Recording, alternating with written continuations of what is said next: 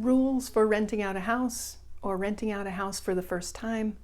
Hi, I'm Lisa Del Zampo, Associate Broker in California. So the first thing you want to do is learn the housing laws. You can read books, you can watch videos, but your local, state, and federal housing laws apply, and it can cost you a lot of money if you don't follow them. Those are in regards to race, color, age, all those things that you can't discriminate on. There are local laws about what you have to do and what you can say and cannot say. Number 2, present the property in its best light. You do want to repair everything that needs to be repaired to be safe and habitable, but habitable is a low standard. You want things to look nice so that the person who moves in there is someone who's going to be a solid tenant who wants to pay rent on time. This also applies to the yard and the street that your house is on. If you are looking for buying a home to rent out, one little tip I'd give you is to use Google Street View to look and see what kind of vehicles are on that street. Number 3, you'll need to screen tenants properly. That involves their credit check, background check, whether they make enough income, and if they paid the rent on time previously. Number 4, pricing the house for rent. You'll want to look online to see what other homes are renting for.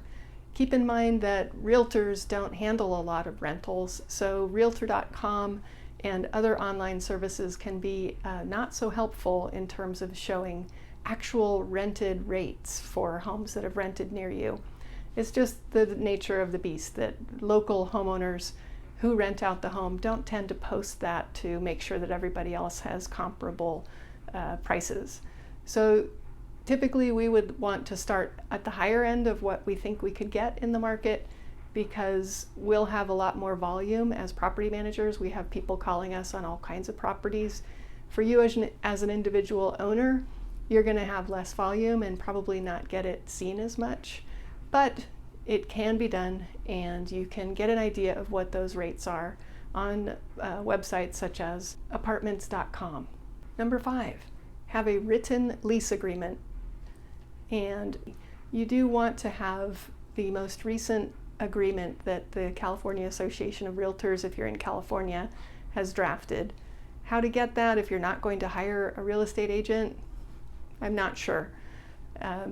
The California Association of Realtors attorneys are constantly revising that to conform to laws, and to just use something that you find on the internet is not ideal, not advised, but a written lease is better than nothing, and you should do your best at providing one that's comprehensive and applies in your state. Number 6, have a good bookkeeping system. This one is pretty self-explanatory. You're going to need to account for the tenant's money, that's their move-in money, their deposit. While you hold that deposit, it is the tenant's money over time. And the only reason a landlord can withhold from that deposit is for repairs that are caused by the tenant that are not due to normal wear and tear. So if the tenant says, I don't know how that happened, if it's normal wear and tear, that's a landlord expense.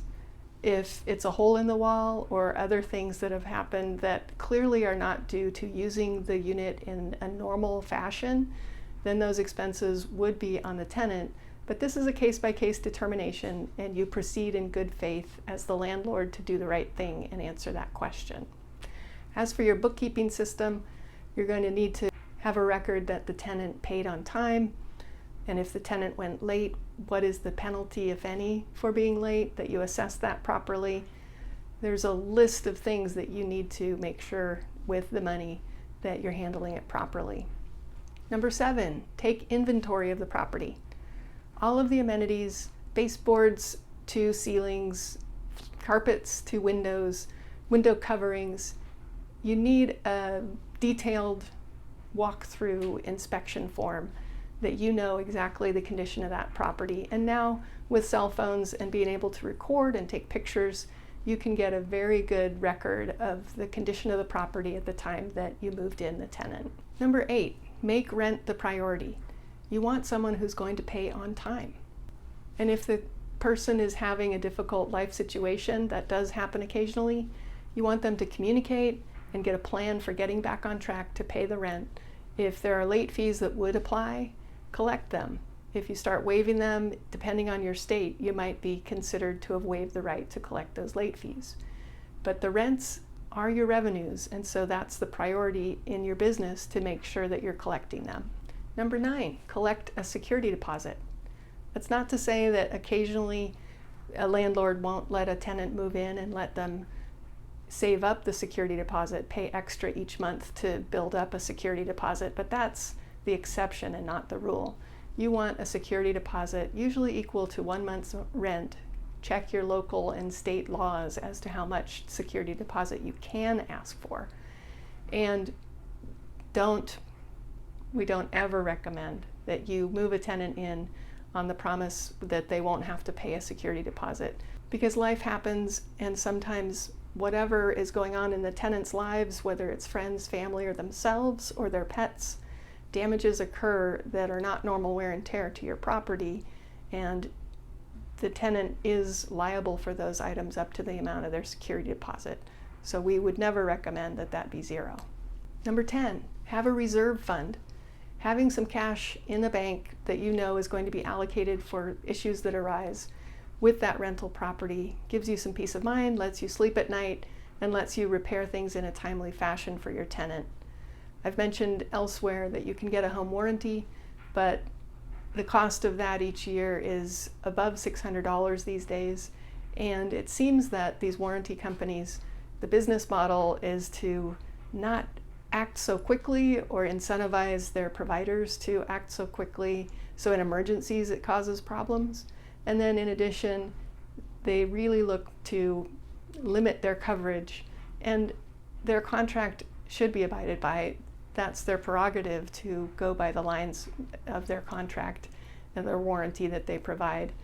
But at the same time, we've experienced anecdotally that they deny claims repeatedly until they really are read page and line and it's escalated. And then sometimes they still go ahead and deny. So it's a frustrating battle to go that route, even though it sounds like it could save you some money, because on any visit, the service charge to visit is something like $75 to $90 that you'd pay. And then if the item is covered, the home warranty company is supposed to cover the rest of the cost of that repair. The questionable thing starts to be, is it covered? Number 11, don't overcapitalize. This one is explained in the literature as being, don't spend so much money on making the property overly nice. For example, putting granite countertops in where everywhere else in the neighborhood would have more of a simple tile type of countertop. So putting too much money in to over upgrade the property can be a mistake. Number 12 in the literature is to put together a reliable team. I think if you found this video, you sound like you want to go it alone, and what you're going to miss out on is the hundreds of times that your team, your property manager, financial person, have taken phone calls and dealt with problems and navigated these waters where there's a tenant and there are repairs that are needed and the rent needs to be paid. So if you're going that on your own, you can navigate it, you can learn a lot on YouTube, but ideally over time you'll build yourself a good team. Number 13, have a good marketing strategy for your property. You need to be able to get that property out into the channels where any renter who's looking to rent in that area is going to see it. You need that strategy, you need the technology to do it. There are ways you can do it on your own to some extent. Again, I would say apartments.com, but there are limitations when you're just doing it on your own and you're not putting it into the MLS. So if you have questions about that, feel free to call, text, or email me. 14, get insurance. You will need to protect yourself. You would never want to self-insure on a rental property. Call around, get quotes, and find the acceptable mix of the deductible and the payment that works for you. Number 15, be responsive.